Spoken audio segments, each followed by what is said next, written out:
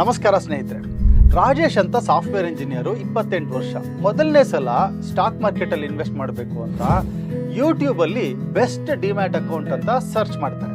ಅವ್ರಿಗೆ ಬೇಕಾದಷ್ಟು ವಿಡಿಯೋಗಳು ಬರುತ್ತೆ. ಮೊದಲನೇ ವಿಡಿಯೋ ಹೇಳುತ್ತೆ ಝೀರೋದಾನೇ ಬೆಸ್ಟು ಅಂತ, ಎರಡನೇ ವಿಡಿಯೋ ಹೇಳುತ್ತೆ ಗ್ರೋ ಒಳ್ಳೆ ಬ್ರೋಕರು ಅಂತ, ಮೂರನೇ ವಿಡಿಯೋ ಬರುತ್ತೆ ಅಲ್ಲಿ ಒಬ್ಬ ಯೂಟ್ಯೂಬರ್ ಏನು ಹೇಳ್ತಾರೆ ಏಂಜಲ್ ಒನ್ ಬೆಸ್ಟು ಅಂತ. ಕನ್ಫ್ಯೂಸ್ ಆಗ್ತಾರೆ, ಎಲ್ಲ ಥರದ ವಿಡಿಯೋಗಳನ್ನ ನೋಡ್ತಾರೆ. ಕೊನೆಗೆ ಒಂದು ಬ್ರೋಕರ್ನ ಸೆಲೆಕ್ಟ್ ಮಾಡಿ ಒಂದು ಅಕೌಂಟ್ ಅಂತೂ ಓಪನ್ ಮಾಡ್ತಾರೆ. ಆದರೆ ಅಷ್ಟಕ್ಕೆ ಕತೆ ಮುಗೀತು ಅಂದ್ಕೊಂಡ್ರ? ಇಲ್ಲ, ಕತೆ ಶುರು ಆಗಿರೋದೇ ಈಗ. 3 ತಿಂಗಳಾಗುತ್ತೆ. ಅದಾದ ನಂತರ ರಾಜೇಶ್ ಮತ್ತೆ ಅವರ ಅಕೌಂಟ್ ಸ್ಟೇಟ್ಮೆಂಟ್ನ ನೋಡ್ತಾರೆ. ಅವ್ರು ಅನ್ಕೊಂಡಿರ್ತಾರೆ ಈ ಬ್ರೋಕರೇಜ್ ಫ್ರೀ ಡೆಲಿವರಿ ಅಂತ ಇದ್ರೆ ಎಲ್ಲ ಫ್ರೀ ಅಂತ. ಆದರೆ ಸ್ಟೇಟ್ಮೆಂಟಲ್ಲಿ 400 ರೂಪಾಯಿ ಕಟ್ಟಾಗಿರುತ್ತೆ, 600 ರೂಪಾಯಿ ಕಟ್ಟಾಗಿರುತ್ತೆ, 900 ರೂಪಾಯಿ ಚಾರ್ಜಸ್ ಕಟ್ಟಾಗಿರುತ್ತೆ. ಏನಿದೆಲ್ಲ? ಇವತ್ತಿನ ವಿಡಿಯೋ ರಾಜೇಶ್ ಅಂತವ್ರಿಗೋಸ್ಕರ. ರಾಜೇಶ್ ಅಂತಹ ಲಕ್ಷಾಂತರ ಕನ್ನಡಿಗರು, ಇಂಡಿಯನ್ ಇನ್ವೆಸ್ಟರ್ಸ್ ನೀವೆಲ್ಲ ಯಾರಿದ್ರಿ, ನಿಮಗೋಸ್ಕರ.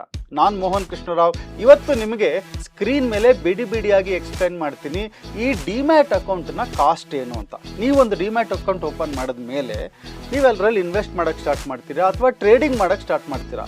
ಇದೆಲ್ಲದಕ್ಕಿಂತ ಮುಂಚೆ ನಿಮಗೇನು ಗೊತ್ತಿರಬೇಕಾಗಿದ್ದು ಅಂದರೆ ರಿಯಲ್ ಕಾಸ್ಟ್ ಎಷ್ಟು ಹೋಗುತ್ತೆ. ಯಾಕೆಂದರೆ ನಾವು ಪ್ರಾಫಿಟ್ ಆದರೂ ಮಾಡ್ಬೋದು, ಲಾಸ್ ಆದರೂ ಮಾಡ್ಬೋದು ಟ್ರೇಡಲ್ಲಿ, ಆದರೆ ಗ್ಯಾರಂಟಿ ಹೋಗುವಂಥದ್ದು ಚಾರ್ಜಸ್ಸು. ಹಾಗಾಗಿ ನಾವು ಚಾರ್ಜಸ್ ಬಗ್ಗೆ ಸರಿಯಾಗಿ ತಿಳ್ಕೋಬೇಕು. ಇವತ್ತಿನ ವಿಡಿಯೋದಲ್ಲಿ ನಾನು ಕವರ್ ಮಾಡುವಂಥದ್ದು 3 ವಿಷಯ. ಮೊದಲನೇದಾಗಿ 4 ಬ್ರೋಕರ್ಸ್ನ ನಾನು ಕಂಪೇರ್ ಮಾಡ್ತೀನಿ. ಝೀರೋದಾ, ಗ್ರೋ, ಏಂಜಲ್ ಒನ್ ಮತ್ತು ಅಪ್ಸ್ಟಾಕ್. ಲೈವ್ ಸ್ಕ್ರೀನ್ ಕಂಪ್ಯಾರಿಷನ್ ತೋರಿಸ್ತೀನಿ. ಮತ್ತು transaction charges, DP charges, hidden costs, ಇದೆಲ್ಲ ಒಂದು ಡೆಮೋ ತೋರಿಸ್ತೀನಿ ನಿಮಗೆ. ಕಾಂಟ್ರಾಕ್ಟ್ ನೋಟಲ್ಲಿ ಯಾವ ಥರ ಕಾಣಿಸುತ್ತೆ, ಮತ್ತು ನಿಮಗೆ ಯಾವ ಬ್ರೋಕರ್ ಸರಿ, ಒಂದು 5 ಪಾಯಿಂಟ್ ಡಿಸಿಷನ್ ಪ್ರೋಟೋಕಾಲ್ನ ನಾನು ನಿಮ್ಗೆ ಕೊಡ್ತೀನಿ. ಮತ್ತು ಕೊನೆಯಲ್ಲಿ, ವಿಡಿಯೋ ಕೊನೆಯಲ್ಲಿ ಸೆಬಿಯ ಹೊಸ ಒಂದು BSDA ರೂಲ್ ಅಂತಿದೆ, ಆ ಒಂದು ಸೀಕ್ರೆಟ್ ಬಗ್ಗೆ ಹೇಳ್ತೀನಿ. ಇದುವರೆಗೆ ಈ ಬ್ರೋಕರ್ ರಿವ್ಯೂ ವಿಡಿಯೋಸ್ಗಳಲ್ಲಿ ಯಾರೂ ಕೂಡ ಈ ವಿಷಯನ ಕವರ್ ಮಾಡಿಲ್ಲ. ಹಾಗಾಗಿ ವಿಡಿಯೋನ ಮಿಸ್ ಮಾಡದೆ ಕೊನೆವರೆಗೂ ನೋಡಿ. ಈಗ ಈ ಟೇಬಲ್ ನೋಡಿ. ಈ ಟೇಬಲಲ್ಲಿ ನಾವೇನು ಹೇಳಿದ್ದೀವಿ, ಅಕೌಂಟ್ ಓಪನಿಂಗ್ ಚಾರ್ಜಸ್ ಇದೆ. ಝೀರೋದಾ ಇದೆ, ಗ್ರೋ ಇದೆ, ಏಂಜಲ್ ಒನ್ ಇದೆ, ಅಪ್ಸ್ಟಾಕ್ ಇದೆ. ಅಕೌಂಟ್ ಓಪನಿಂಗ್ ಎಷ್ಟಿದೆ ಚಾರ್ಜಸ್ಸು? ಝೀರೋದಾ 200 ರೂಪೀಸ್ ಇದೆ ಸ್ಟಾರ್ಟಿಂಗಲ್ಲಿ, ಆಮೇಲೆ ಗ್ರೋ 0 ಇಟ್ಟಿದ್ದಾರೆ ಸ್ಟಾರ್ಟಿಂಗಲ್ಲಿ, ಮತ್ತು ಏಂಜಲ್ ಒನ್ 0, ಅಪ್ಸ್ಟಾಕ್ 0. ಅದೇ AMC, ಈ AMC ಅಂದ್ರೇನು? ವರ್ಷಕ್ಕೊಂದ್ಸರಿ, ಅಂದರೆ ಆ್ಯನ್ಯುಯಲ್ ಮೇಂಟೆನೆನ್ಸ್ ಕಾಸ್ಟ್ ಅಂತ ಹೇಳ್ತೀವಿ. ಈ ಆ್ಯನ್ಯುಯಲ್ ಮೇಂಟೆನೆನ್ಸ್ ಕಾಸ್ಟು 300 ರೂಪೀಸ್ ಇದೆ ಝೀರೋದಾದಲ್ಲಿ. ಅಂದರೆ ಫಸ್ಟ್ ಇಯರ್ 200, ಸೆಕೆಂಡ್ ಇಯರಿಂದ ಎವ್ರಿ ಇಯರ್ 300 ಇರುತ್ತೆ. ಈ ಗ್ರೋನಲ್ಲಿ ಆ್ಯನ್ಯುಯಲ್ ಮೇಂಟೆನೆನ್ಸ್ ಕಾಸ್ಟ್ ಕೂಡ ಇಲ್ಲ. ನೀವು ನೋಡೋದಾದರೆ ಇವತ್ತಿನ ಒಂದು ಆ್ಯಕ್ಟಿವ್ ಟ್ರೇಡರ್ಸ್ನ ಕೌಂಟ್ ನೋಡೋದಾದರೆ ಝೀರೋದಾಗಿಂತ ಡಬಲ್ ಆಗಿಬಿಟ್ಟಿದ್ದಾರೆ ಗ್ರೋ. ಅಂದರೆ 60 ಲಕ್ಷ, ನಾನು ಹೇಳ್ತಾ ಇರೋದು based on the latest information. 60 ಲಕ್ಷದ ಹತ್ತತ್ರ, 62 ಲಕ್ಷದ ಹತ್ತತ್ರ ಆ್ಯಕ್ಟಿವ್ ಅಕೌಂಟ್ ಝೀರೋದಲ್ಲಿದ್ದರೆ 1,30,00,000 ಈ ಗ್ರೋನಲ್ಲಿ ಇದೆ. ಯಾಕೆ ಇಷ್ಟು ಜನ ಬಂದರು ಅಂದರೆ ಸಾಮಾನ್ಯವಾಗಿರುವಂಥದ್ದು ಒಂದು AMC, ಫಸ್ಟ್ ಟೈಮ್ ಇನ್ವೆಸ್ಟರ್ಸೇ ಜಾಸ್ತಿ ಗ್ರೋ ಓಪನ್ ಮಾಡುವಂಥದ್ದು. ಯಾಕೆಂದರೆ ಅವರಿಗೆ ಸ್ಟಾರ್ಟಿಂಗಲ್ಲೂ ಚಾರ್ಜಸ್ ಇಲ್ಲ, ನೆಕ್ಸ್ಟ್ ಇಯರಿಂದನೂ ಚಾರ್ಜಸ್ ಇಲ್ಲ. ಮತ್ತು ಏಂಜಲ್ ಒನ್ನಲ್ಲಿ AMC 240 ರೂಪೀಸ್ ಇದೆ, ಅಪ್ಸ್ಟಾಕಲ್ಲಿ 350 ರೂಪೀಸ್ ಪರ್ ಇಯರ್ ಇದೆ. ಮತ್ತು ಡೆಲಿವರಿ ಬ್ರೋಕರೇಜ್, ಇದೇನಿದು ಡೆಲಿವರಿ ಬ್ರೋಕರೇಜ್ ಅಂದರೆ ನೀವು ಇವತ್ತು ಸ್ಟಾಕ್ನ ಪರ್ಚೇಸ್ ಮಾಡಿ ಇವತ್ತೇ ಸೇಲ್ ಮಾಡದೇ ಇದ್ದರೆ, ನಾಳೆ ಮಾಡಿದ್ರೆ, ನಾಡಿದ್ದು ಮಾಡಿದ್ರೆ, ಒಂದು ವಾರ ಬಿಟ್ಟು, ಒಂದು ತಿಂಗಳು ಬಿಟ್ಟು ಮಾಡಿದ್ರೆ ಅದನ್ನು ಡೆಲಿವರಿ ಟ್ರೇಡ್ಸ್ ಅಂತ ಹೇಳ್ತಾರೆ. ಸೊ ಅದಕ್ಕೇನು ಮಾಡ್ತಾರೆ, ಡೆಲಿವರಿ ಟ್ರೇಡ್ಸ್ ಮಾತ್ರ ಬ್ರೋಕರೇಜ್ 0. ಆಮೇಲೆ ಗ್ರೋನಲ್ಲಿ ನೀವು ನೋಡಿದ್ರೆ 20 ರೂಪೀಸ್ ಪರ್ ಆರ್ಡರ್ ಇದೆ ಡೆಲಿವರಿಗೆ ಕೂಡ. ಅದೇ ಥರ ಏಂಜಲ್ ಒನ್ಗೆ 0 ಇಲ್ಲ, 20 ರೂಪೀಸ್ ಪರ್ ಆರ್ಡರ್ ಇದೆ, ಅಥವಾ 0.1%. ಇದಕ್ಕೆ ಮಾತ್ರ ಕಾಮನ್, ನೀವು ಝೀರೋದಲ್ಲಿ ಒಂದೇ ಡೆಲಿವರಿ ಬ್ರೋಕರೇಜ್ ಫ್ರೀ ಇರುವಂಥದ್ದು. ಇಂಟ್ರಾಡೇ ಬ್ರೋಕರೇಜ್ ಅಂದರೆ ಇವತ್ತೇ ಸ್ಟಾಕ್ ಬೈ ಮಾಡಿ ಇವತ್ತೇ ನೀವು ಸೆಲ್ ಮಾಡಿದ್ರೆ ಅದನ್ನು ಇಂಟ್ರಾಡೇ ಅಂತಾರೆ. ಒಂದು ಬೆಳಗ್ಗೆ ಮಾರ್ನಿಂಗ್ ಏನು 9:15ಗೆ ಸ್ಟಾಕ್ ಮಾರ್ಕೆಟ್ ಓಪನ್ ಆಗುತ್ತೆ, 3:30ಗೆ ಕ್ಲೋಸ್ ಆಗುತ್ತೆ. ಅಷ್ಟರೊಳಗಡೆ ನೀವು ಬೈ ಆ್ಯಂಡ್ ಸೆಲ್ ಏನೇ ಮಾಡಿದ್ರು ಅದನ್ನು ಇಂಟ್ರಾಡೇ, ಬೈ ಮಾಡಿರೋದನ್ನು ಸೆಲ್ ಮಾಡಿದ್ರು ಅಥವಾ ಸೆಲ್ ಮಾಡಿರೋದನ್ನು ಎಕ್ಸಿಟ್ ಮಾಡಿದ್ರು, ಪ್ರತಿಯೊಂದಕ್ಕೂ ಇಂಟ್ರಾಡೇ ಚಾರ್ಜಸ್ ಏನಾಗುತ್ತೆ ಬ್ರೋಕರೇಜು 20 ರೂಪೀಸ್ ಆರ್ 3 ಪೈಸಾ ಪರ್ಸೆಂಟೇಜ್, ಅಂದರೆ 3 ಪೈಸಾ ಫಾರ್ 100 ರೂಪೀಸ್. ಅದೇ ಥರ ಇದು ಚೇಂಜ್ ಆಗ್ತಾ ಹೋಗುತ್ತೆ ಬೇರೆ ಬೇರೆ ಬ್ರೋಕರಲ್ಲಿ. 20 ರೂಪಾಯಿ 0.05%, 20 ರೂಪೀಸ್ 0.03% ಇನ್ ಏಂಜಲ್ ಒನ್, ಅಗೇನ್ 0.05% ಇನ್ ಅಪ್ಸ್ಟಾಕ್. ಇನ್ನೊಂದು DP ಚಾರ್ಜಸ್ ಅಂತ. ಈ DP ಚಾರ್ಜಸ್ ಅಂದರೆ ಏನು? ಅಂದರೆ ಡಿ ಪಿ ಅಕೌಂಟ್ ಅಂತ ನಾವು ಹೇಳ್ತೀವಿ. ಇವಾಗ ನಾವೇನು ಹೇಳ್ತೀವಿ, ಡಿಮ್ಯಾಟ್ ಅಕೌಂಟ್ ಅಂದರೆ ಡಿಮೆಟೀರಿಯಲೈಸ್ಡ್. ಅದರಲ್ಲಿ ಡಿಮ್ಯಾಟ್ ಅಕೌಂಟ್ ಬೇರೆ, ಟ್ರೇಡಿಂಗ್ ಅಕೌಂಟ್ ಬೇರೆ. ಈ ಡಿಮ್ಯಾಟ್ ಅಕೌಂಟ್ ಅಂದರೆ ನೀವು ಶೇರ್ಸನ್ನು ತಗೊಂಡ ಮೇಲೆ, ಇವಾಗ ಹಿಂದೆ ಎಲ್ಲ ಫಿಸಿಕಲ್ ಶೇರ್ ಸರ್ಟಿಫಿಕೇಟ್ಸ್ಗಳನ್ನ ಮಾರ್ತಿದ್ರು. ನಿಮ್ಮ ತಂದೆ ತಾತಂದ್ರೆ ಏನಾದರೂ ಶೇರ್ಸ್ಗಳು ತೊಗೊಂಡಿದ್ರೆ ಮನೆಯಲ್ಲಿ ಅದರದ್ದು ಶೇರ್ ಸರ್ಟಿಫಿಕೇಟ್ ಇರೋದು, ಅದಕ್ಕೊಂದು ಸೀಲ್ ಹಾಕಿರೋರು, ಅದರಲ್ಲಿ ಬರೆದಿರೋರು ಯಾರು ಗಲಾಟ್ ಆಗಿದೆ, ಎಷ್ಟು ಶೇರ್ಸು, ಅದ್ರ ವ್ಯಾಲ್ಯೂ ಏನು, ಅದ್ರ ಸ್ಟ್ಯಾಂಪ್ ಡ್ಯೂಟಿ, ಪ್ರತಿಯೊಂದು ಅದರಲ್ಲಿ ಬರೆದಿರ್ತಾ ಇದ್ರು. ಈ ಹಳೆ ಕಾಲದವ್ರು ಇನ್ನೂ ಎಷ್ಟೋ ಜನ ಈ ಶೇರ್ ಸರ್ಟಿಫಿಕೇಟ್ಸ್ನ ಫಿಸಿಕಲ್ ಶೇರ್ಸ್ ಇಟ್ಕೊಂಡಿದ್ದಾರೆ. ಈಗ ಫಿಸಿಕಲ್ ಶೇರ್ಸ್ ಇಟ್ಕೊಳ್ಳೋ ಹಂಗಿಲ್ಲ. ಪ್ರತಿಯೊಂದು ಡಿಮ್ಯಾಟ್ ಫಾರ್ಮ್ ಅಂದರೆ ಒಂದು ಡಿಜಿಟಲ್ ಫಾರ್ಮಲ್ಲಿ ಇರಬೇಕು. ಆ ಡಿಜಿಟಲ್ ಫಾರ್ಮಲ್ಲಿ ಇರೋದನ್ನೇ ನಾವು ಡಿ ಪಿ. ಆ ಡಿಜಿಟಲ್ಗೆ ಕನ್ವರ್ಟ್ ಮಾಡೋದಕ್ಕೆ ಚಾರ್ಜ್ ಆಗುತ್ತೆ. ಈಗ ನೀವು ಪೇಪರ್ ತೊಗೊಂಡು ಪ್ರಿಂಟ್ ಮಾಡಿದ್ರೆ ಕಾಸ್ಟ್ ಖರ್ಚಾಗುತ್ತೆ ಅಲ್ವಾ. ಈ ಒಂದು ಶೇರ್ ಸರ್ಟಿಫಿಕೇಟ್ ಕೊಡಬೇಕಂದ್ರೆ ಒಬ್ಬ ಪ್ರಿಂಟಿಂಗ್ ಪ್ರೆಸ್ ಅವನು ಬೇಕು, ಅದಕ್ಕೊಂದು ಪೇಪರ್ ಬೇಕು, ಅದನ್ನು ಪ್ರಿಂಟ್ ಮಾಡಿ ಕೊಡಬೇಕು ಅವನು. ಅದ್ರ ಮೇಲೆ ಸಿಗ್ನೇಚರ್ ಆಗಬೇಕು, ಸ್ಟ್ಯಾಂಪ್ ಆಗಬೇಕು, ಅದು ಕೂಡ ಖರ್ಚಾಗುತ್ತೆ. ಅದರ ಬದಲು ಈ ಡಿಜಿಟಲೈಸೇಷನ್ ಏನಿದೆ, ಈ ಡಿ ಪಿ ಅಕೌಂಟ್ ಅನ್ನೋದು ಡಿಪಾಸಿಟರಿ ಪಾರ್ಟಿಸಿಪೆಂಟ್ಸ್ ಅಂತ, ಅದೊಂದು ಸಪರೇಟ್ ಬಿಸ್ನೆಸ್. ಅದು NSDL ಅಂತಿದೆ, CDSL ಅಂತ 2 ಕಂಪ್ನಿಗಳಿದೆ ಇಂಡಿಯಾದಲ್ಲಿ. NSDL ಈ ಡಿಪಾಸಿಟರಿ ಅಕೌಂಟ್ಗಳನ್ನು ಓಪನ್ ಮಾಡಬಹುದು. ಈ ಬ್ರೋಕರ್ಸ್ ಏನು ಮಾಡ್ತಾರೆ, ಎಲ್ಲ ಕ್ಲೈಂಟ್ಸ್ಗೂ ಸೇರಿ ಅವ್ರದ್ದೊಂದು ಡಿಪಾಸಿಟರಿ ಅಕೌಂಟ್ ಇಟ್ಕೊಂಡಿರ್ತಾರೆ. ಮತ್ತು ಪ್ರತಿಯೊಂದು ಕ್ಲೈಂಟ್ಗೆ ಒಂದು ಸಬ್ ಅಕೌಂಟ್ ಓಪನ್ ಮಾಡ್ತಾರೆ. ನೀವು trading and demat account open ಮಾಡಿದಾಗ, ಒಂದು ಟ್ರೇಡಿಂಗ್ ಅಂದರೆ ಟ್ರಾನ್ಸಾಕ್ಷನ್ಸ್ ಆಗುವಂತಹ ಅಕೌಂಟ್, ಡಿಮ್ಯಾಟ್ ಅಂದರೆ ಸ್ಟೋರ್ ಆಗುವಂತಹ ಅಕೌಂಟ್. ನಿಮ್ಮ ಹತ್ರ 1,000 ಶೇರ್ಸ್ ಆಫ್ ಒಂದು ಕಂಪ್ನಿ ಇದೆ, ಇನ್ನೊಂದು ಕಂಪ್ನಿದು 300 ಶೇರ್ಸ್ ಇದೆ ಅಂದರೆ, ಇದೆ ಅಂದರೆ ಎಲ್ಲಿದೆ, ಅದೊಂದು ಡಿಜಿಟಲ್ ಫಾರ್ಮೆಟಲ್ಲಿರುತ್ತೆ. ನಿಮ್ಮ ಡಿ ಪಿ ಅಕೌಂಟ್ ಅಥವಾ ಡಿಮ್ಯಾಟ್ ಅಕೌಂಟ್ ಅಂತ ಹೇಳ್ತೀವಿ, ಅದರಲ್ಲಿ ಸ್ಟೋರ್ ಆಗಿರುತ್ತೆ. ನೀವು ನಾಳೆ ಹೋಗ್ಬಿಟ್ಟು ನಾನು ಸೇಲ್ ಮಾಡ್ತೀನಿ ಅಂತ ಸೆಲ್ ಬಟನ್ ಒತ್ತಿದ್ರೆ ನಿಮ್ಮ ಡಿ ಪಿ ಅಕೌಂಟಿಂದ ಅದು ವಾಪಸ್ ಎಕ್ಸ್ಚೇಂಜ್ಗೆ ಹೋಗುತ್ತೆ. ಎಕ್ಸ್ಚೇಂಜಿಂದ ದುಡ್ಡು ನಿಮ್ಮ ಅಕೌಂಟ್ಗೆ ಬರುತ್ತೆ. ಇದನ್ನು ಫೆಸಿಲಿಟೇಟ್ ಮಾಡೋದು ಸ್ಟಾಕ್ ಬ್ರೋಕರಿಂಗ್ ಪ್ಲ್ಯಾಟ್ಫಾರ್ಮ್. ಅದು ಬೇರೆ ಬೇರೆಯವ್ರು ಇರಬಹುದು, ಝೀರೋದ ಪ್ಲ್ಯಾಟ್ಫಾರ್ಮ್ ಇರಬಹುದು, ಏಂಜಲ್ ಇರಬಹುದು. ಸೊ ಈ ಒಂದು ಟ್ರಾನ್ಸಾಕ್ಷನ್ನ ಫೆಸಿಲಿಟೇಟ್ ಮಾಡೋದು.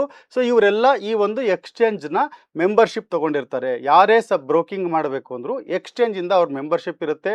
ಅವ್ರದ್ದೇ ಆದ ಒಂದು NSDL ಅಥವಾ CSDLದು ಡಿ ಪಿ ಅಕೌಂಟ್ ಇರುತ್ತೆ.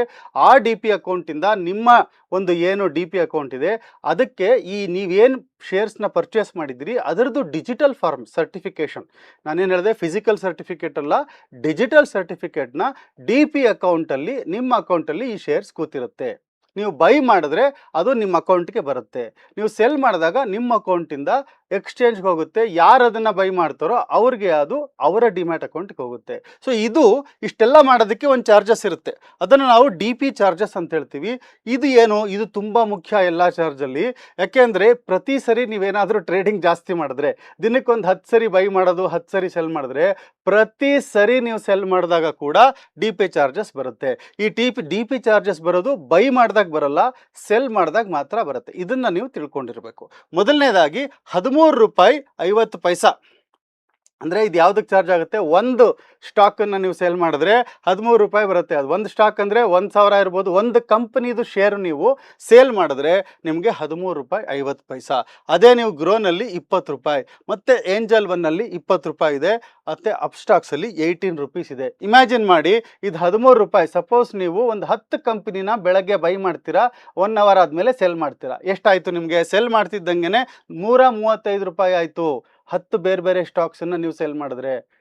ಮತ್ತೆ ಇನ್ನೊಂದು ಸರಿ ಬೈ ಮಾಡ್ತೀರಾ, ಇನ್ನೊಂದು 10 ಸ್ಟಾಕು, ಮತ್ತೆ ಇನ್ನೊಂದು 10 ಸ್ಟಾಕ್ ಸೇಲ್ ಮಾಡ್ತೀರಾ ಅಂದರೆ ಮತ್ತೆ 135 ರೂಪಾಯಿ ಆಯಿತು. ನೀವೊಂದು 5-6 ಸರಿ ಈ ಥರ 10 ಸ್ಟಾಕ್ಸನ್ನು ಬೈ ಆ್ಯಂಡ್ ಸೇಲ್ ಮಾಡ್ತಾ ಇದ್ರೆ ದಿನದಲ್ಲಿ ನಿಮಗೆ 800-900 ರೂಪಾಯಿ ಬರೀ ಡಿ ಪಿ ಚಾರ್ಜಸ್ಸೇ ಹೋಗಿರುತ್ತೆ. ನಾನು ಇನ್ನೂ ಬೇರೆ ಇದ್ರದ್ದು ಬಗ್ಗೆ ಹೇಳಿಲ್ಲ. ಸೊ ಈ ಒಂದು ಡಿ ಪಿ ಚಾರ್ಜಸ್ ಇದು ನಿಮಗೆ ಕಂಪ್ಯಾರಿಷನ್.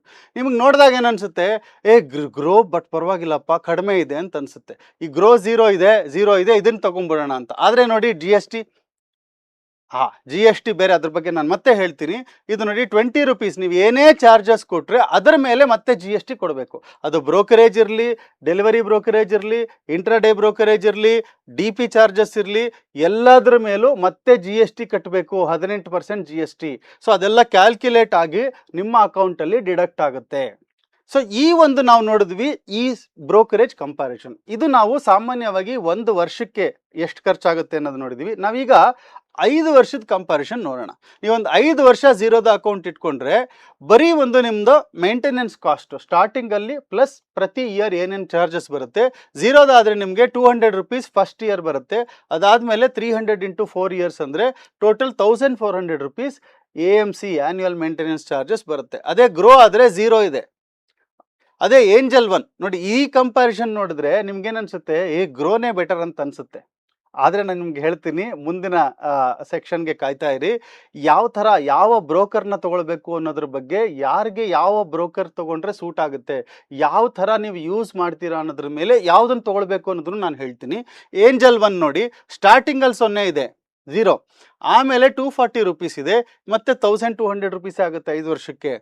ಮತ್ತು ಅಪ್ಸ್ಟಾಕಲ್ಲಿ ನಿಮಗೆ 1400 ರೂಪೀಸ್ ಆಗುತ್ತೆ. ಯಾಕೆಂದರೆ ಸ್ಟಾರ್ಟಿಂಗಲ್ಲಿ ಕಡಿಮೆ ಇಟ್ಟಿದ್ದಾರೆ 0, ಆಮೇಲೆ ಎವ್ರಿ ಇಯರ್ 354 ರೂಪೀಸ್.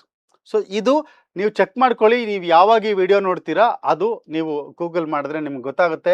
ಕಂಪ್ಯಾರಿಷನ್ ಅಂತ ಕೊಟ್ಟರು ಕೂಡ ನಿಮಗೆ ಗೂಗಲಲ್ಲಿ ಗೊತ್ತಾಗುತ್ತೆ. ಇದು ಚೇಂಜಸ್ ಆಗ್ತಾ ಇರಬಹುದು. ಹಾಗಾಗಿ ಇವತ್ತು ನಾನೇನು ವಿಡಿಯೋದಲ್ಲಿ ಮಾಡ್ತಾ ಇದ್ದೀನಿ, ಈಗಿನ ಒಂದು ಪ್ರೈಸಸ್ ನಾನು ಹೇಳ್ತಾ ಇದ್ದೀನಿ, ನೀವು ಇದನ್ನು ಚೆಕ್ ಮಾಡ್ಕೋಬೇಕು. ಈಗ ಮುಂದಿನದಕ್ಕೆ ಬರ್ತೀನಿ. ಡಿ ಪಿ ಚಾರ್ಜಸ್ನ ಕಂಪೇರ್ ಮಾಡ್ತೀನಿ ನಾನು. ನೋಡಿ, ಡಿ ಪಿ ನಾನು ಹೇಳಿದೆ ತುಂಬ ಮುಖ್ಯವಾಗಿರೋದು, ಜಾಸ್ತಿ ನೀವೇನಾದರೂ ಟ್ರೇಡ್ ಮಾಡಿದ್ರೆ, ಇಂಟ್ರಾಡೇನಲ್ಲಿ ಟ್ರೇಡ್ ಮಾಡ್ತಾ ಇದ್ರೆ, ಅವಾಗ ನಿಮಗೆ ಡಿ ಪಿ ಚಾರ್ಜಸ್ ಬಗ್ಗೆ ನೀವು ಕೇರ್ಫುಲ್ ಆಗಿರಬೇಕು. ನೋಡಿ, ಅದು ಯಾವ ಥರ ಕಂಪೇರ್ ಆಗುತ್ತೆ. ಈಗ ಝೀರೋದ 13 ರೂಪೀಸ್ 50 ಪೈಸಾ ಪ್ಲಸ್ GST ಇದೆ. ಅಂದರೆ ಪ್ಲಸ್ GST ಅಂದರೆ ಇನ್ನೊಂದು 2 ರೂಪಾಯಿ ಜಾಸ್ತಿ ಆಗುತ್ತೆ, ಅದು 15 ರೂಪಾಯಿ ಆಗುತ್ತೆ ಅಂತ ಇಟ್ಕೊಳ್ಳೋಣ. ಅಂದರೆ 15 ರೂಪೀಸ್ 9 ಪೈಸಾ ಪರ್ ಕಂಪನಿ ಶೇರ್ನ ಎಷ್ಟಾರು ಮಾಡಿ, ಒಂದು ಶೇರ್ ಆದರೂ ಸೇಲ್ ಮಾಡಿ, 1 ಲಕ್ಷನಾರು ಮಾಡಿ, ಒಂದು ಕಂಪನಿನ ನೀವು ಸೆಲ್ ಮಾಡಿದ್ರೆ, ನಿಮ್ಮ ಹತ್ರ ಇರುವಂಥದ್ದು ಡಿ ಪಿ ಅಕೌಂಟಿಂದ ಅದು ಸೆಲ್ ಆದರೆ ನಿಮಗೆ 10 ಸೆಲ್ಸ್ ಪರ್ ಮಂತ್ ಮಾಡಿದ್ರೆ 159 ರೂಪಾಯಿ ಆಯಿತು. ಒಂದು 100 ಸರಿ ನೀವು ಸೆಲ್ ಮಾಡಿದ್ರೆ ಒಂದು ವರ್ಷಕ್ಕೆ 1900 ರೂಪಾಯಿ ಇಲ್ಲೇ ಹೋಯಿತು. ಅದೇ ನೀವು ಗ್ರೋನಲ್ಲಿ ಮಾಡಿದ್ರೆ ನೋಡಿ, ಝೀರೋದ ಲೋಯೆಸ್ಟ್ ಇದೆ ಈ ಎಲ್ಲ ಕಾಸ್ಟಲ್ಲಿ, ಡಿ ಪಿ ಕಾಸ್ಟಲ್ಲಿ. ಅದೇ ಗ್ರೋ ನೋಡಿದ್ರೆ ನಿಮಗೆ 20 ರೂಪಾಯಿ ಇದೆ. ನೀವು 10 ಸರಿ ಸೇಲ್ ಮಾಡಿದ್ರೆ ಇನ್ಕ್ಲೂಡಿಂಗ್ GST 2236 ರೂಪಾಯಿ ಆಯಿತು. 100 ಸರಿ ಸೇಲ್ ಮಾಡಿದ್ರೆ ಒಂದು ವರ್ಷದಲ್ಲಿ, ಸಾಮಾನ್ಯ ಬರೋರು ಯಾರು ಒಂದು ಸರಿ ಬೈ ಮಾಡಿ ಕೂತ್ಕೊಳ್ಳೋದಕ್ಕೆ ಯಾರು ಬರಲ್ಲ ಸ್ಟಾಕ್ ಮಾರ್ಕೆಟ್ಗೆ. ಯಾಕೆಂದರೆ ನೀವು ಒಂದು ಸರಿ ಬೈ ಮಾಡ್ತೀರಾ, ಅದು ಸಪೋಸ್ ನಿಮ್ಗೆ ಲಾಸ್ ಆಗಕ್ಕೆ ಸ್ಟಾರ್ಟ್ ಆಯಿತು ಅಂದರೆ ಸ್ವಲ್ಪನೇ ಸೆಲ್ ಮಾಡ್ಕೊಂಡು ಬರ್ತೀರಾ. ನೀವು ಮಲ್ಟಿಪಲ್ ಟೈಮ್ಸ್ ಸೆಲ್ ಮಾಡಿದ್ರೆ ಮಲ್ಟಿಪಲ್ ಟೈಮ್ಸ್ ನಿಮಗೆ ಈ ಡಿ ಪಿ ಚಾರ್ಜಸ್ ಬೀಳುತ್ತೆ. ಒಂದೇ ಸರಿ ಸೇಲ್ ಮಾಡಿದ್ರೆ ಅಟ್ಲೀಸ್ಟ್ ಒನ್ಸ್ ಬೀಳುತ್ತೆ. ಸೊ ನಾವೇನು ಮಾಡ್ತೀವಿ, ಒಂದೇ ಸರಿ ಸೆಲ್ ಮಾಡಲ್ಲ, ನೋಡೋಣ ಅಂತ ಮತ್ತೆ ಬೈ ಮಾಡ್ತೀವಿ, ಮತ್ತೆ ಸೆಲ್ ಮಾಡ್ತೀವಿ, ಅದು ಮಾಡ್ತಾನೇ ಇರ್ತೀವಿ ನಾವು. ಹಾಗಾಗಿ ನಾವು ಚಾರ್ಜಸ್ ಬಗ್ಗೆ ತಲೆ ಕೆಡಿಸ್ಕೊಂಡಿರಲ್ಲ. ತುಂಬ ಮುಖ್ಯ. ಯಾಕೆಂದರೆ ಚಾರ್ಜಸ್ಸೇ ಗ್ಯಾರಂಟಿ. ನಮಗೆ ಪ್ರಾಫಿಟ್ ಗ್ಯಾರಂಟಿ ಇಲ್ಲ ಸ್ಟಾಕ್ ಮಾರ್ಕೆಟಲ್ಲಿ. ದುಡ್ಡು ನಿಮಗೆ ಬೆಳೆಯುತ್ತೆ ಅನ್ನೋ ಯಾವುದೇ ಥರದ ಖಾತ್ರಿ ಇಲ್ಲ. ಆದರೆ ಖಾತ್ರಿ ಇರೋದು ಯಾವುದು, ಚಾರ್ಜಸ್ಸು. ಹಾಗಾಗಿ ಚಾರ್ಜಸ್ನ ಕರೆಕ್ಟಾಗಿ ತಿಳ್ಕೊಂಡು ನಮ್ಗೆ ಯಾವ್ದು ಸೂಟ್ ಆಗುತ್ತೆ ಅನ್ನೋದನ್ನು ತೊಗೋಬೇಕು. ಏಂಜಲ್ ಒನ್ ನೋಡಿದ್ರೆ ಅದೇ ಥರ 2832 ರೂಪಾಯಿ ಇದೆ. ನೀವು ಅಪ್ಸ್ಟಾಕ್ ನೋಡಿದ್ರೆ 2600.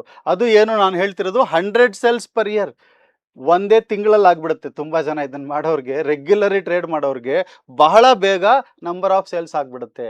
ಇದನ್ನು ನಾವು ಏನೋ ಸಣ್ಣ ವ್ಯಾಲ್ಯೂ, ಏನು ಸರ್ 20 ರೂಪಾಯಿ 18 ರೂಪಾಯಿಗೆಲ್ಲ ಇಷ್ಟೆಲ್ಲ ಹೇಳ್ತಿದ್ದೀರಾ, ಹೋದರೆ ಹೋಗಲಿ ಬಿಡಿ ಅಂತ ಅನ್ಬೇಡಿ. ಯಾಕೆಂದರೆ ಅದನ್ನು ನೀವು 1000 2000 ಸರ ಒಂದು ವರ್ಷಕ್ಕೆ 365 ದಿನ, ತಿಂಗಳಿಗೆ 30 ದಿನ, 20-25 ದಿನ ನಿಮಗೆ ಟ್ರೇಡಿಂಗ್ ಬರುತ್ತೆ. 8 ದಿನ ಬಿಟ್ಟರು ನಿಮಗೆ 20-22 ದಿನ ಟ್ರೇಡಿಂಗ್ ಬರುತ್ತೆ. ಅಂದರೆ ಸ್ಯಾಟರ್ಡೆ ಸಂಡೇ ಇಲ್ಲ ನಿಮಗೆ ಟ್ರೇಡಿಂಗು. 22 ದಿನದಲ್ಲಿ ನೀವು ದಿನಕ್ಕೆ 2 ಸರಿ 3 ಸರಿ ಟ್ರೇಡ್ ಮಾಡಿದ್ರೆ, ಆ ಥರ ಯಾರು ಇಂಟ್ರಾಡೇ ಟ್ರೇಡ್ ಮಾಡ್ತಾರೆ? ಬಹಳಷ್ಟು ಜನ ಕೆಲಸ ಬಿಟ್ಬಿಟ್ಟು ಅಥವಾ ಆಫೀಸಲ್ಲೂ ಕೂತ್ಕೊಂಡು ದಿನ ಬರೀ ಇಲ್ಲಿ ಬೈ ಮಾಡೋದು ಸೆಲ್ ಮಾಡೋದು, ಏನೋ ಒಂದು ದುಡ್ಡು ಮಾಡಿಬಿಡ್ತೀನಿ ಅನ್ನೋ ಒಂದು ಆಸೆನಲ್ಲಿ ಬಹಳಷ್ಟು ಮಾಡುವಾಗ ಕಳ್ಕೊಳ್ತೀವಿ ನಾವು. ಎಲ್ಲಿ ಕಳ್ಕೊಳ್ತೀವಿ? ಬರೀ ಲಾಸ್ ಮಾಡ್ಕೊಳ್ಳೋದಲ್ಲ, ಚಾರ್ಜಸ್ ಅಲ್ಲಿ ಕೂಡ ಕಳ್ಕೊಳ್ತೀವಿ. ಹಾಗಾಗಿ ಚಾರ್ಜಸ್ನ ನಾವು ಮಿನಿಮೈಸ್ ಮಾಡ್ಕೋಬೇಕು. ಈಗ ನಾನು ನಿಮಗೆ ಲೈವ್ ಆಗಿ ಯಾವ ಥರ ಬ್ರೋಕರೇಜ್ ಕ್ಯಾಲ್ಕುಲೇಟ್ ಮಾಡ್ತಾರೆ, ಒಂದು ನೀವು ಬೈ ಟ್ರಾನ್ಸಾಕ್ಷನ್ ಮಾಡಿದ್ರಿ ಅಂದರೆ ಯಾವ ಥರ ಬ್ರೋಕರೇಜ್ ಕ್ಯಾಲ್ಕುಲೇಟ್ ಮಾಡ್ತಾರೆ, ಒಂದು ಸೆಲ್ ಟ್ರಾನ್ಸಾಕ್ಷನ್ ಮಾಡಿದ್ರೆ ಯಾವ ಥರ ಬ್ರೋಕರೇಜ್ ಕ್ಯಾಲ್ಕುಲೇಟ್ ಆಗುತ್ತೆ ಅಂತ ರಿಯಲ್ ಟೈಮ್ ಡೆಮೋ ತೋರಿಸ್ತೀನಿ, ಬನ್ನಿ ನೋಡೋಣ. ಸ್ನೇಹಿತರೆ, ನಾನು ನಿಮಗೆ ಈ ಒಂದು ಝೀರೋದಾದು ಬ್ರೋಕರೇಜ್ ಕ್ಯಾಲ್ಕುಲೇಟರ್ ಅಂತ ನೀವು ಟೈಪ್ ಮಾಡಿದ್ರೆ ನಿಮ್ಗೆ ಈ ಲಿಂಕ್ ಸಿಗುತ್ತೆ. ಈ ಲಿಂಕ್ನ ನಾನು ಡಿಸ್ಕ್ರಿಪ್ಷನಲ್ಲೂ ಕೊಡ್ತೀನಿ. ಇದು ತುಂಬ ಚೆನ್ನಾಗಿ ಮಾಡಿದ್ದಾರೆ ಝೀರೋದ ಅವರು, ಈಸಿಯಾಗಿ ಅರ್ಥ ಮಾಡ್ಕೊಳ್ಳೋ ಥರದ್ದು. ಇದರಲ್ಲಿ ನೀವು ನೋಡಿದ್ರೆ ಈ ಕ್ಯಾಲ್ಕುಲೇಷನ್ ಬ್ರೋಕರೇಜ್ ಹೆಂಗೆ ಕ್ಯಾಲ್ಕುಲೇಟ್ ಆಗುತ್ತೆ, ಕಾಂಟ್ರಾಕ್ಟ್ ನೋಟ್ ಅಂತ ಹೇಳ್ತೀವಿ. ಅಂದರೆ ಲೆಡ್ಜರು, ನಿಮ್ಮ ಸ್ಟೇಟ್ಮೆಂಟ್ಸು, ನಿಮ್ಮದು ದುಡ್ಡು ಎಷ್ಟು ಕಟ್ಟಾಗಿದೆ, ನೀವು ಎಷ್ಟು ಹಾಕಿದ್ದೀರಾ, ಫಂಡ್ಸ್ ಎಷ್ಟು ಟ್ರಾನ್ಸ್ಫರ್ ಮಾಡಿದ್ರಿ, ಎಷ್ಟು ಬೈ ಆಯಿತು, ಪ್ರತಿಯೊಂದು ಡೀಟೇಲ್ಸು ನಿಮಗೆ ಲೆಡ್ಜರ್ ಇರುತ್ತವೆ. ಅಥವಾ ಝೀರೋದಲ್ಲಾದರೆ ಅದನ್ನು ಸ್ಟೇಟ್ಮೆಂಟ್ ಅಂತ ಹೇಳ್ತಾರೆ. ಈ ಲೆಡ್ಜರ್ ಅನ್ನೋದು ತುಂಬ ಇಂಪಾರ್ಟೆಂಟು. ನಿಮಗೆ ನೀವು ಏನೇನು ಟ್ರಾನ್ಸಾಕ್ಷನ್ ಮಾಡಿದ್ದೀರಾ ಬ್ರೋಕಿಂಗ್ ಜೊತೆಗೆ, ನಿಮ್ಮ ಬ್ಯಾಂಕಿಂದ ನೀವು ಬ್ರೋಕರ್ಗೆ ಅಕೌಂಟ್ಗೆ ದುಡ್ಡು ಹಾಕಿರ್ತೀರಾ, ಬ್ರೋಕರ್ ಅಕೌಂಟಿಂದ ವಾಪಸ್ ಬ್ಯಾಂಕಿಗೆ ತೊಗೊಂಡಿರ್ತೀರಾ, ಆಮೇಲೆ ಅವರು ನಿಮ್ಮ ಅಕೌಂಟಲ್ಲೇ ಎಷ್ಟೋ ಅಮೌಂಟನ್ನು ಡಿಡಕ್ಟ್ ಮಾಡಿರ್ತಾರೆ. ಈ ಬ್ಯಾಂಕ್ ಸ್ಟೇಟ್ಮೆಂಟ್ ಥರ ಇದು. ಈ ಸ್ಟೇಟ್ಮೆಂಟಲ್ಲಿ ಎಲ್ಲ ಇರುತ್ತೆ. ಹಾಗಾಗಿ ನೀವು ತುಂಬ ಕೇರ್ಫುಲ್ಲಾಗಿ ಲೆಡ್ಜರ್ನ ಅವಾಗವಾಗ ಚೆಕ್ ಮಾಡ್ತಾ ಇರಬೇಕು. ನಿಮಗೆ ಗೊತ್ತಾಗದೇ ಇದ್ದಂಗೆ ಏನಾದರೂ ಟ್ರಾನ್ಸಾಕ್ಷನ್ ಆಗಿದೆ ಅಂದರೆ ಯಾವ ಥರ ನೀವು ಬ್ಯಾಂಕಿಗೆ ಹೋಗ್ಬಿಟ್ಟು ಪಾಸ್ಬುಕ್ಕನ್ನು ಪ್ರಿಂಟ್ ಮಾಡಿಸ್ಕೊಂಡು ಎಲ್ಲ ಚೆಕ್ ಮಾಡ್ತೀರಾ, ಎಷ್ಟು ದುಡ್ಡು ಬಂತು, ಎಷ್ಟು ದುಡ್ಡು ಹೋಯ್ತು ಅಂತ. ಅದೇ ಥರ ಸ್ಟಾಕ್ ಬ್ರೋಕಿಂಗಲ್ಲಿ ತುಂಬ ಮುಖ್ಯ, ನಿಮ್ಮ ಬ್ರೋಕರ್ ಅಕೌಂಟಲ್ಲಿ ಎಲ್ಲ ಟ್ರಾನ್ಸಾಕ್ಷನ್ಸ್ಗಳನ್ನ ನೀವು ನೋಡಬೇಕು. ಸೊ ಅದನ್ನು ನೋಡೋದಕ್ಕೆ ಮುಂಚೆ ಇದು ಒಂದು ಎಕ್ಸಾಕ್ಟ್ಲಿ ಯಾವ ಥರ ಬ್ರೋಕರೇಜ್ ಕ್ಯಾಲ್ಕುಲೇಟ್ ಮಾಡಬೇಕು ಅನ್ನೋದನ್ನು ನೋಡೋದಕ್ಕೆ ನಾನೀಗ ಇಲ್ಲಿ ನೋಡಿ ಝೀರೋದ ಬ್ರೋಕರೇಜ್ ಕ್ಯಾಲ್ಕುಲೇಟರ್ ಅನ್ನೋಂತಹ ಲಿಂಕು ಇದರಲ್ಲಿದ್ದೀನಿ. ಇದರಲ್ಲಿ ಬೇರೆ ಬೇರೆ ಥರದ್ದಿದೆ, ಈಕ್ವಿಟಿ ಆ್ಯಂಡ್ FNO. ಅಂದರೆ ಈಕ್ವಿಟಿ ಅಂದರೆ ಸ್ಟಾಕ್ಸು, FNO ಅಂದರೆ ಫ್ಯೂಚರ್ಸ್ ಆ್ಯಂಡ್ ಆಪ್ಷನ್ಸು. ಅದೇ ಥರ ಕರೆನ್ಸಿ ಇದೆ. ಕರೆನ್ಸಿನಲ್ಲಿ ನೀವೇನಾದರೂ ಟ್ರೇಡ್ ಮಾಡಿದ್ರೆ ಯಾವ ಥರ ಚಾರ್ಜಸ್ ಆಗುತ್ತೆ, ಕಮಾಡಿಟೀಸಲ್ಲಿ ನೀವೇನಾದರೂ ಟ್ರೇಡ್ ಮಾಡಿದ್ರೆ ಅಂದರೆ ಗೋಲ್ಡು, ಸಿಲ್ವರು, ಇಲ್ಲೆಲ್ಲ ಇದೆ ನೋಡಿ, ಅಲ್ಯೂಮಿನಿ, ಸೊ ಬೇಕಾದಷ್ಟಿದೆ, ಕಾಪರು, ಇದರಲ್ಲೆಲ್ಲ ನೀವೇನಾದರೂ ಟ್ರೇಡ್ ಮಾಡಿದ್ರೆ, ಕ್ರೂಡ್ ಆಯಿಲ್ಲು, ಇದೆಲ್ಲ ಕಮಾಡಿಟಿ ಎಕ್ಸ್ಚೇಂಜಿಂದ ಬರುತ್ತೆ. ಇದನ್ನು ಟ್ರೇಡ್ ಮಾಡಿದ್ರೆ ಯಾವ ಥರ ಬ್ರೋಕರೇಜ್ ಹೋಗುತ್ತೆ. ಅದೇ ಥರ ನೀವೇನಾದರೂ ಸಾಲ ತಗೊಂಡು, ಅಂದರೆ ಮಾರ್ಜಿನ್ ಟ್ರೇಡಿಂಗ್ ಅಂತಾರೆ, ಮಾರ್ಜಿನ್ ಟ್ರೇಡ್ ಫಂಡಿಂಗ್ ಅಂತ. ಅಂದರೆ ನಮ್ಮ ಹತ್ರ ಬರೀ ದುಡ್ಡು ಇಲ್ಲದೆ ಇದ್ರು ನಾನು ಅದನ್ನು ಬ್ರೋಕರಿಂದ ಸಾಲ ತಗೊಂಡು ನಾನು ಟ್ರೇಡ್ ಮಾಡಿಬಿಟ್ಟು ಪ್ರಾಫಿಟ್ ಅಥವಾ ಮಾಡಿ ಲಾಸ್ ಆದರೂ ಮಾಡಿದರೆ ಅದನ್ನು ವಾಪಸ್ ಕೊಡ್ಬೋದು. ಅದಕ್ಕೆ ಇಂಟ್ರೆಸ್ಟ್ ಚಾರ್ಜ್ ಆಗುತ್ತೆ. ಈ ಇಂಟ್ರೆಸ್ಟ್ ಯಾವ ಥರ ಚಾರ್ಜ್ ಆಗುತ್ತೆ, ನಿಮ್ಮ ಹತ್ರ 10,000 ರೂಪಾಯಿ ಇದೆ, ಆದರೆ ನೀವೊಂದು 50,000 ರೂಪಾಯಿ ಅದನ್ನು ಸಾಲ ತೊಗೋಬೋದು. ಯಾವುದಕ್ಕೆ? ಖರ್ಚು ಮಾಡೋದಕ್ಕೆಲ್ಲ, ಟ್ರೇಡ್ ಮಾಡೋದಕ್ಕೆ. ಅಲ್ಲಿ ಮಾರ್ಜಿನ್ ಫಂಡಿಂಗ್ ಅಂತ ಕೊಡ್ತಾರೆ. ಆ ಮಾರ್ಜಿನ್ ಫಂಡಿಂಗಲ್ಲಿ ಬಹಳಷ್ಟು ಜನ ಏನು ಮಾಡ್ತಾರೆ, 10,000 ಇಟ್ಕೊಂಡು 1,00,000 ಈ ಮಾರ್ಜಿನ್ ತೊಗೊಂಡ್ಬಿಟ್ಟು ಟ್ರೇಡ್ ಮಾಡ್ತಾರೆ. ತುಂಬ ಡೇಂಜರಸ್ ಇದು. ಸಾಮಾನ್ಯವಾಗಿ ಯಾರೂ ಮಾಡಬಾರ್ದು, ನಿಮ್ಮ ದುಡ್ಡಲ್ಲೇ ಮಾಡಬೇಕು. ಯಾಕೆಂದರೆ ನೀವು ಬೇರೆಯವ್ರ ದುಡ್ಡಲ್ಲಿ ತೊಗೊಂಡ್ರೆ, ಎಲ್ಲ ಬ್ರೋಕರ್ಸು ಕೊಡ್ತಾರೆ ಇದು ಮಾರ್ಜಿನ್ ಫಂಡಿಂಗ್ ಅಂತ ಹೇಳಿ. ಮಾರ್ಜಿನ್ ಫಂಡಿಂಗ್ ತೊಗೊಂಡ್ರೆ ನಿಮ್ಗೆ ಅದರಲ್ಲಿ ಎಕ್ಸ್ಟ್ರಾ ಚಾರ್ಜಸ್ ಹೋಗುತ್ತೆ, ಇಂಟ್ರೆಸ್ಟು. ಸೊ ಅದನ್ನು ಕ್ಯಾಲ್ಕುಲೇಟ್ ಮಾಡೋದು ಹೇಗೆ ಅಂತ ಕೂಡ ಇದರಲ್ಲಿ ಕ್ಯಾಲ್ಕುಲೇಟರ್ಸ್ ಇದೆ. ಸೊ ಈಕ್ವಿಟಿನಲ್ಲಿ ನೋಡೋಣ ನಾವು. ಡೆಲಿವರಿ ಟ್ರೇಡ್ಸ್ ಅಂದರೆ ಒಂದು ದಿನ ನಾವು ಸ್ಟಾಕ್ ತೊಗೊಳ್ತೀವಿ, ಅವತ್ತೇ ಸೇಲ್ ಮಾಡಲ್ಲ, ಒಂದು ವಾರ ಬಿಟ್ಟು, 10 ದಿನ ಬಿಟ್ಟು, ಯಾವಾಗಲೇ ಸೇಲ್ ಮಾಡಿದ್ರು, ಅಂದರೆ ವಿತಿನ್ ದ ಡೇ ಬಿಟ್ಟು ಬೇರೆ ಯಾವುದೇ ದಿನ ಸೇಲ್ ಮಾಡಿದ್ರು, it is called delivery trades ಅಂತ. ಅದಕ್ಕೆ ಝೀರೋದಲ್ಲಿ ಫ್ರೀ ಅಂದರೆ ಬ್ರೋಕರೇಜ್ ಚಾರ್ಜಸ್ ಇಲ್ಲ, ಆದರೂ ಕೂಡ ಚಾರ್ಜಸ್ ಇರುತ್ತೆ. ಅದನ್ನು ತೋರ್ಸೋಕ್ಕೋಸ್ಕರನೇ ನಾನು ನಿಮಗೆ ಈ ಡೆಮೋ ತೋರಿಸ್ತಾ ಇರೋದು. ನಾವು ಸಪೋಸ್ 700 ರೂಪೀಸ್ ಇನ್ಫೋಸಿಸ್ ಬೀಳ್ತಾ ಇದೆ ಅಂದ್ಬಿಟ್ಟು ನಾನೇನು ಮಾಡಿದೆ, ಯಾರೋ ಹೇಳಿದ್ರೆ ತೊಗೊಳ್ಳಿ ಸಾರ್, ಒಳ್ಳೆ ಕಂಪ್ನಿ, ನೋ ಡೌಟ್ ಒಳ್ಳೆ ಕಂಪ್ನಿ, 700 ರೂಪೀಸಿಗೆ ತೊಗೊಂಡೆ. ಒಂದು ವಾರ ಆಯಿತು, ನಾನು 750 ರೂಪೀಸಿಗೆ ಮಾರಿದೆ ಅಂತ ಅನ್ಕೊಳ್ಳೋಣ. 50 ರೂಪಾಯಿ ಮೇಲೋಯ್ತು, ಖುಷಿ ಆಯಿತು, 50 ರೂಪಾಯಿ ಮೇಲೋಯ್ತು, ಮಾಡ್ಬೋಣ, ಮತ್ತೆ ಕೆಳಗಡೆ ಹೋಗ್ಬಿಟ್ರೆ ಅನ್ನೋದಕ್ಕೆ ನಾನು ಸೇಲ್ ಮಾಡಿದೆ. 100 ಕ್ವಾಂಟಿಟಿ ಬೈ ಮಾಡಿದ್ದೆ, 100 ಕ್ವಾಂಟಿಟಿನೇ ಸೇಲ್ ಮಾಡಿದೆ. ಇಲ್ಲೇನು ತೋರಿಸ್ತಾ ಇದೆ ನಿಮಗೆ, ಟರ್ನ್ ಓವರ್ 1,45,000. ಇದೇನು ಸಾರ್ ಅಂತೀರಾ ನೀವು, 1,45,000 ಹೆಂಗಾಯಿತು, ನಾನು ಹಾಕಿದ್ದು 70,000 ರೂಪೀಸ್ ಅಲ್ವಾ ಅಂತ. ಕರೆಕ್ಟು, ನಿಮ್ಮದು ಬೈ ಟ್ರಾನ್ಸಾಕ್ಷನ್ ನೋಡಿ, 700 × 100 = 70,000.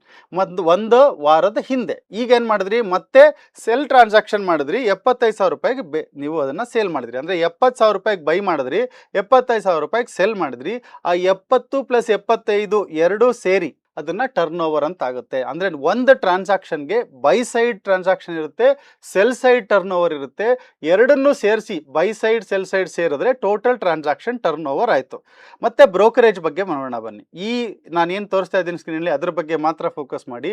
ಮತ್ತು ಝೀರೋದಾಗ ಏನು ಸಿಗುತ್ತೆ ಬ್ರೋಕರೇಜು, ಝೀರೋ. ಯಾಕೆಂದರೆ ಇದು ಮಲ್ಟಿ ಡೇ ಆದ್ದರಿಂದ, ಹೋಲ್ಡಿಂಗ್ ನೀವು ಮಲ್ಟಿ ಡೇ ಮಾಡ್ತಿರೋದ್ರಿಂದ ಇಂಟ್ರಾ ಡೇ ಮಾಡಿದ್ರೆ ಮಾತ್ರ ಅವ್ರಿಗೆ ಬ್ರೋಕರೇಜ್ ಸಿಗುತ್ತೆ, ನೀವು ಮಲ್ಟಿ ಡೇ ಮಾಡಿದ್ರೆ ಅವರಿಗೆ ಬ್ರೋಕರೇಜ್ ಸಿಗಲ್ಲ.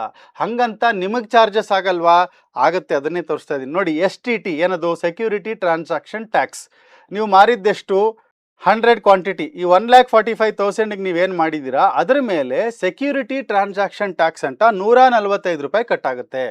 ಇದು ಯಾರಿಗೆ ಹೋಗುತ್ತಿದ್ದು, ಈ ಟ್ಯಾಕ್ಸ್ ಅಂದರೆ ಇದು ಗೌರ್ಮೆಂಟ್ಗೆ ಹೋಗುತ್ತೆ. ಈ 145 ರೂಪಾಯಿ ಗೌರ್ಮೆಂಟ್ ಆಫ್ ಇಂಡಿಯಾಗೆ ಹೋಯ್ತು. ನೆಕ್ಸ್ಟು ಎಕ್ಸ್ಚೇಂಜ್ ಟ್ರಾನ್ಸಾಕ್ಷನ್ ಚಾರ್ಜಸ್ ಅಂತ 4.45 ರೂಪಾಯಿ ಹೋಗಿದೆ. ಇದು ಯಾರಿಗೆ ಹೋಗಿದೆ, ಇದು ಎಕ್ಸ್ಚೇಂಜ್ ಅಂದರೆ ನ್ಯಾಷನಲ್ ಸ್ಟಾಕ್ ಎಕ್ಸ್ಚೇಂಜ್ ಇದೆ ನೋಡಿ ಮೇಲ್ಗಡೆ, national stock exchange, Bombay stock exchange.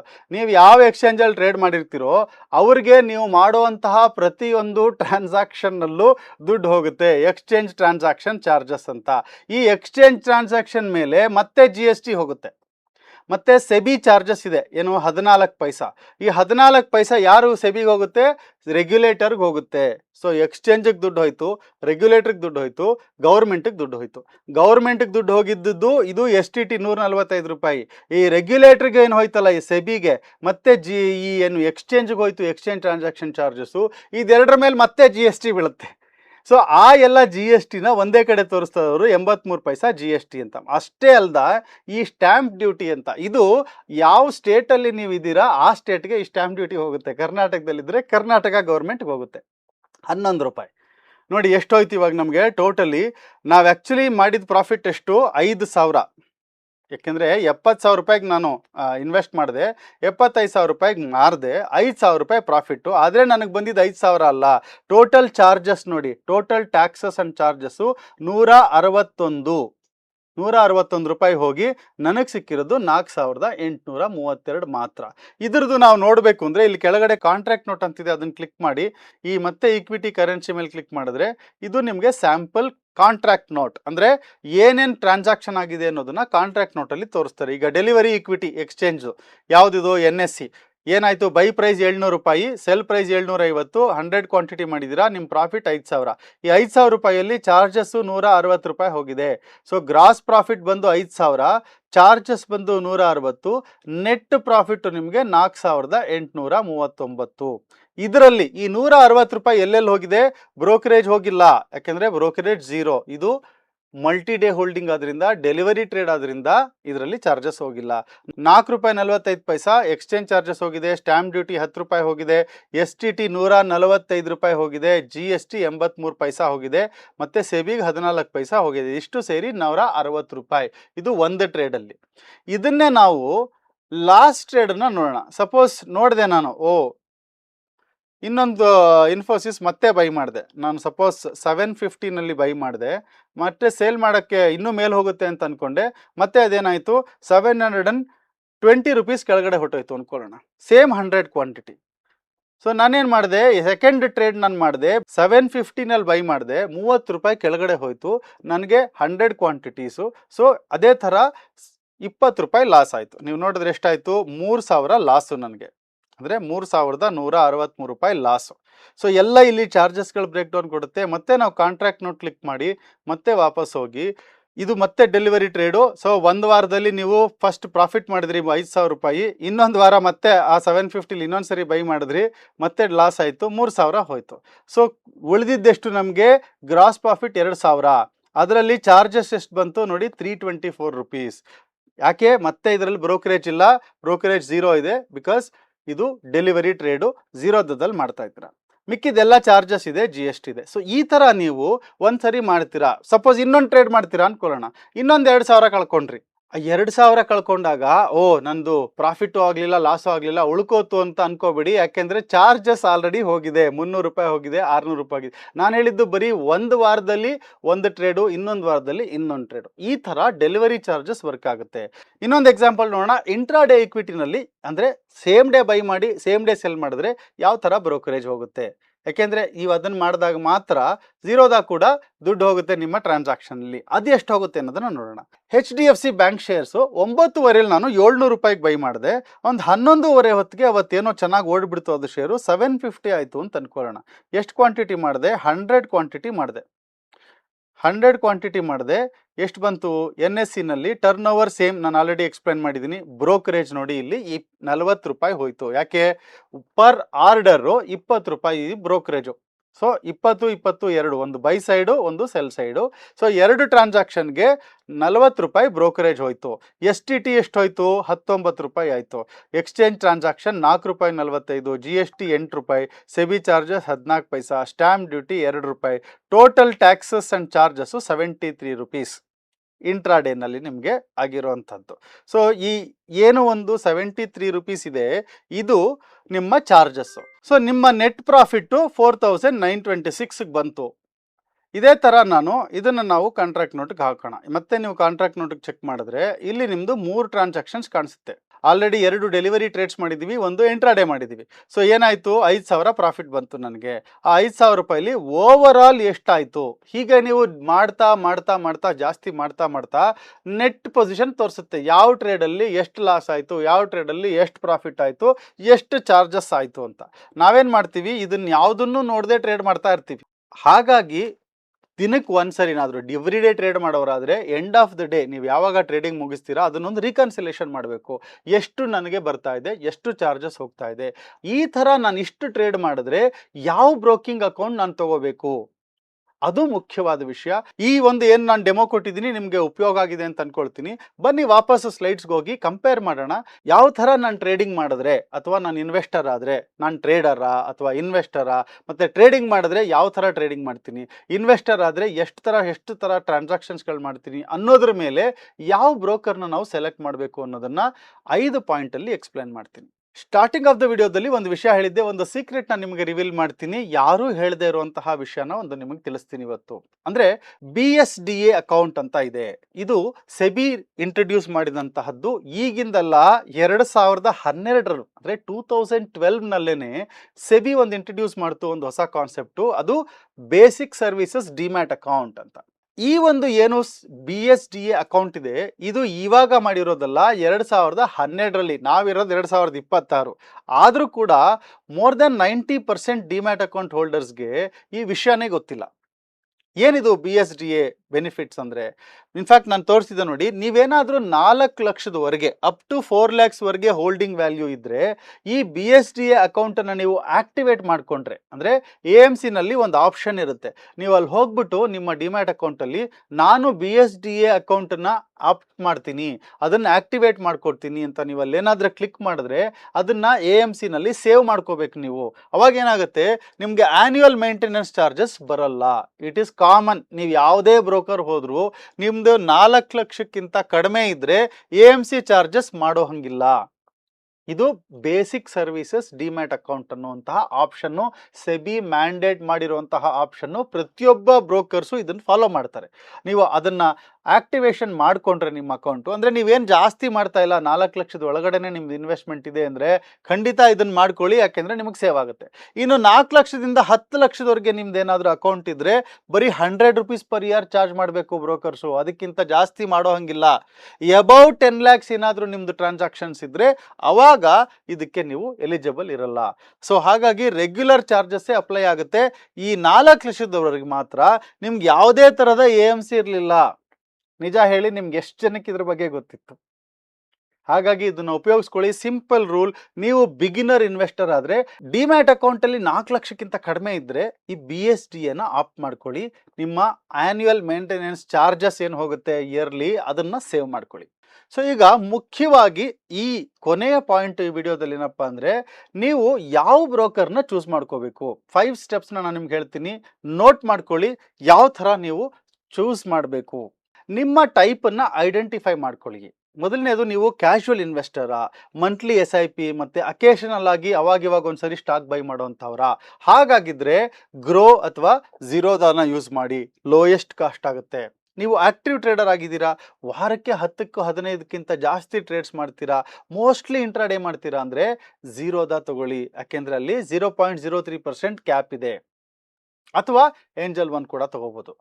FNO trader ಆದರೆ, ನೀವು ಫ್ಯೂಚರ್ಸ್ ಅಂಡ್ ಆಪ್ಷನ್ ಅಲ್ಲಿ ಟ್ರೇಡಿಂಗ್ ಮಾಡೋದಾದ್ರೆ ಝೀರೋದಾ ಅಥವಾ ಏಂಜಲ್ ಒನ್ ಪ್ಲಾಟ್ಫಾರ್ಮ್ ಮ್ಯಾಟರ್ ಆಗುತ್ತೆ. ಯಾಕೆಂದ್ರೆ ನೀವು FNO ಮಾಡುವಾಗ ಸ್ಟೆಬಿಲಿಟಿ ಇಂಪಾರ್ಟೆಂಟು, ಅಂದರೆ ಪ್ಲಾಟ್ಫಾರ್ಮ್ ಸ್ಟೆಬಿಲಿಟಿ ಇಂಪಾರ್ಟೆಂಟು.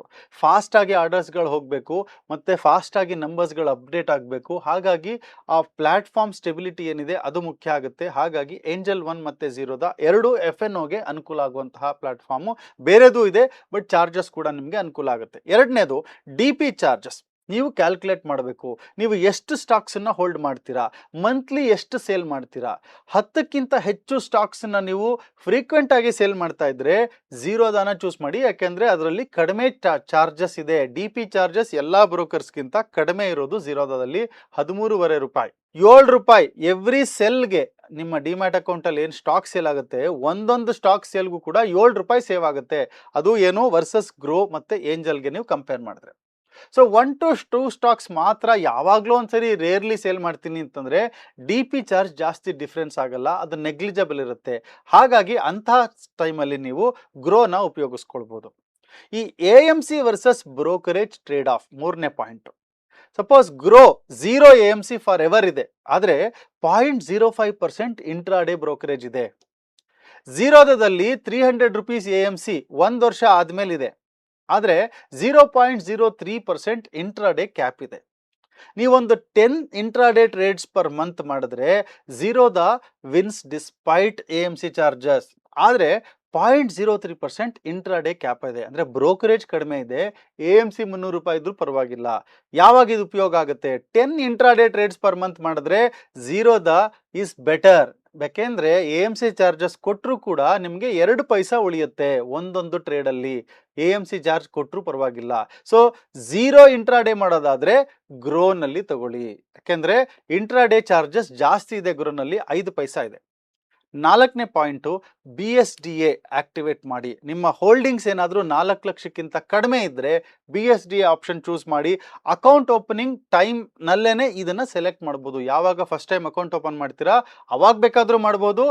ಆಮೇಲೆ ಯಾವಾಗ ಬೇಕಾದರೂ ನೀವು ಬ್ರೋಕರ್ ಲಾಗಿನ್ ಮಾಡಿಬಿಟ್ಟು ಇಮೇಲ್ ಮಾಡಬೇಕು. ನೀವು ಬ್ರೋಕರ್ಗೆ ಇಮೇಲ್ ಮಾಡಿ ಅದನ್ನು ಆಕ್ಟಿವೇಟ್ ಮಾಡ್ಕೋಬೋದು. ಪ್ಲಾಟ್ಫಾರ್ಮ್ ಎಕ್ಸ್ಪೀರಿಯನ್ಸ್ 5ನೇದು ತುಂಬ ಮುಖ್ಯವಾದದ್ದು. ಪ್ಲಾಟ್ಫಾರ್ಮ್ ಎಕ್ಸ್ಪೀರಿಯನ್ಸ್ನ ಟೆಸ್ಟ್ ಮಾಡಿ. ಬ್ರೋಕರೇಜ್ ಕಾಸ್ಟ್ ಇಂಪಾರ್ಟೆಂಟು, ಆದರೆ ಆ್ಯಪ್ ಕ್ರ್ಯಾಶ್ ಆಗಿಬಿಟ್ರೆ ಏನು ಮಾಡ್ತೀರಾ? ಆರ್ಡರ್ ಸ್ಟ್ರಕ್ ಆಗಿಬಿಟ್ರೆ ಏನು ಮಾಡ್ತೀರಾ? ಕಸ್ಟಮರ್ ಸಪೋರ್ಟ್ ಇಲ್ಲ ಅಂದರೆ ಏನು ಮಾಡ್ತೀರಾ? ಸೇವ್ ಮಾಡಿರೋ 300 ರೂಪಾಯಿ ವರ್ತ್ಲೆಸ್ ಆಗಿಬಿಡುತ್ತೆ. ಹಾಗಾಗಿ ಝೀರೋದ ಕೈಟ್ ಏನಿದೆ ಅದು ಮೋಸ್ಟ್ ಸ್ಟೇಬಲ್ ಇದೆ, ಫೀಚರ್ ರಿಚ್ ಆಗಿದೆ. ಗ್ರೋ ಏನಿದೆ ಸಿಂಪಲ್ UI. ಏಂಜಲ್ ಒನ್ ಏನು ಒಳ್ಳೆ ರಿಸರ್ಚ್ ಪ್ಲಸ್ ಟ್ರೇಡಿಂಗ್ ಕಾಂಬಿನೇಷನ್ ಇದೆ. ಅಪ್ಸ್ಟಾಕ್ಸು ಕ್ಲೀನ್ ಆಗಿದೆ, ಫಾಸ್ಟ್ ಆಗಿದೆ. ಓಪನ್ ಅಕೌಂಟ್ ಮಾಡೋದಲ್ಲ, ಓಪನ್ ಆ್ಯಪ್. ಡೆಮೋ ಎಕ್ಸ್ಪ್ಲೋರ್ ಮಾಡಿ. ನಿಮ್ಮ ಕಂಫರ್ಟ್ ತುಂಬ ಮುಖ್ಯ. ನೋಡಿ, ರಾಜೇಶ್ಗೆ ಈ ವಿಡಿಯೋ 3 ತಿಂಗಳ ಮುಂಚೆನೇ ಸಿಕ್ಕಿದ್ರೆ ಅವರೊಂದು 900 ರೂಪಾಯಿ ಚಾರ್ಜಸ್ ಸೇವ್ ಮಾಡ್ತಿದ್ರು. ಈ ಟ್ರಾನ್ಸಾಕ್ಷನ್ ಸ್ಟೇಟ್ಮೆಂಟ್ ಶಾಕ್ ಆಗ್ತಾ ಇರಲಿಲ್ಲ. ನಿಮಗೆ ಈ ವಿಡಿಯೋ ಯೂಸ್ಫುಲ್ ಅನಿಸಿದ್ರೆ ಸಬ್ಸ್ಕ್ರೈಬ್ ಮಾಡಿ, ಬೆಲ್ ಐಕಾನ್ ಪ್ರೆಸ್ ಮಾಡಿ, ಮತ್ತು ನಿಮ್ಮ ಫ್ರೆಂಡ್ಸ್ಗೆ ಶೇರ್ ಮಾಡಿ. ಯಾರ್ಯಾರು ಡಿಮ್ಯಾಟ್ ಅಕೌಂಟ್ ಓಪನ್ ಮಾಡಬೇಕು ಅಂತ ಇದ್ದಾರೆ, ಹೊಸಬರು ಅಥವಾ ಆಲ್ರೆಡಿ ಮಾಡಿರೋ ಎಲ್ಲ ಫ್ರೆಂಡ್ಸ್ಗೆ ಈ ಒಂದು ವಿಡಿಯೋನ ಶೇರ್ ಮಾಡಿ. ಇನ್ನೂ ಹೆಚ್ಚಿನ ಫೈನಾನ್ಷಿಯಲ್ ಎಜುಕೇಷನ್ ಮತ್ತು ಮಾರ್ಕೆಟ್ ಇನ್ಸೈಟ್ಸ್ ಮತ್ತು ಪ್ರಾಕ್ಟಿಕಲ್ ಮನಿ ಟಿಪ್ಸ್ ಇದೆಲ್ಲದಕ್ಕೋಸ್ಕರ ನನ್ನ ಟ್ವಿಟರ್ ಮತ್ತು ಲಿಂಕ್ಡ್ಇನ್, ಇನ್ಸ್ಟಾಗ್ರಾಮ್ ಈ ಒಂದು ಹ್ಯಾಂಡಲ್ಸ್ನ ಫಾಲೋ ಮಾಡಿ. ಮುಂದಿನ ವಿಡಿಯೋದಲ್ಲಿ ನಿಮಗಾಗಿ ಒಂದು ಇಂಟ್ರೆಸ್ಟಿಂಗ್ ಟಾಪಿಕ್ ತರ್ತಾ ಇದ್ದೀನಿ. ಈ mutual fund fact sheet decoded ಅಂತ. ಈ AMC ಈ ಮ್ಯೂಚುವಲ್ ಫಂಡ್ ನೀವು ಇನ್ವೆಸ್ಟ್ ಮಾಡಿದಾಗ ಯಾವ ಥರ ಚಾರ್ಜಸ್ ಆಗುತ್ತೆ, ಅವ್ರು ಯಾವ ಥರ ಚಾರ್ಜಸ್ನ ಕ್ಯಾಲ್ಕುಲೇಟ್ ಮಾಡ್ತಾರೆ, AMC, TER, exit load, Sharpe ratio, screen ಮೇಲೆ ರಿಯಲ್ ಫ್ಯಾಕ್ಟ್ ಶೀಟ್ ತೊಗೊಂಡ್ಬಿಟ್ಟು ಲೈನ್ ಬೈ ಲೈನ್ ಡಿಕೋಡ್ ಮಾಡ್ತೀನಿ ನಿಮಗೋಸ್ಕರ. ನಿಮ್ಮ ಮ್ಯೂಚುವಲ್ ಫಂಡ್ ಸೆಲೆಕ್ಷನ್ ಇವತ್ತಿಗಿಂತ 10x ಬೆಟರ್ ಆಗುತ್ತೆ. ಸಬ್ಸ್ಕ್ರೈಬ್ ಮಾಡಿ, ಮಿಸ್ ಮಾಡಬೇಡಿ. Wake up, build wealth, don't be a Rajesh. Thank you.